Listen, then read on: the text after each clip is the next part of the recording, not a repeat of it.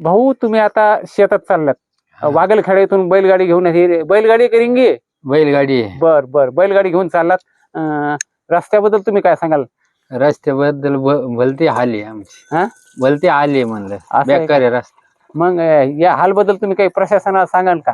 हा, रस्ता व्हायला पाहिजे. असं आहे का? हा, का मग आमदाराला सांगता का खासदाराला सांगता का राज्याच्या मुख्यमंत्र्याला सांगता? आमदाराला सांगितलं आम्ही, ते पहिला आमदार म्हणलं की करतो ना, केलाच नाही रस्ता. असं आहे का? हा. बर.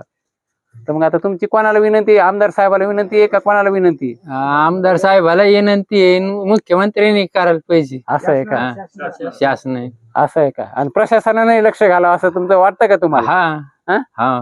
तुमचं पूर्ण नाव सांगा एकदा.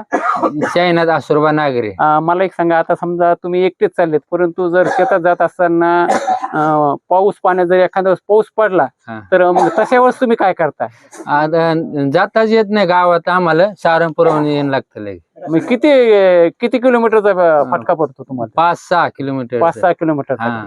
आणि मला एक सांगा, तुमच्या सोबतचा जर समजा तुमची कारभारीण असेल, तुमची मुलगी असेल किंवा शेतात येणारा मजूर, महिला मजूर असेल, हा. तर असं पाणी असलं त्यांची काही, मग त्याबद्दल काही सांगाल का? ते लय हाल द्यायची, येताच येत नाही, इकडेच राहायला लागत मुक्कामाला. असं आहे का? हा. खूप बिकट परिस्थिती आहे. हो.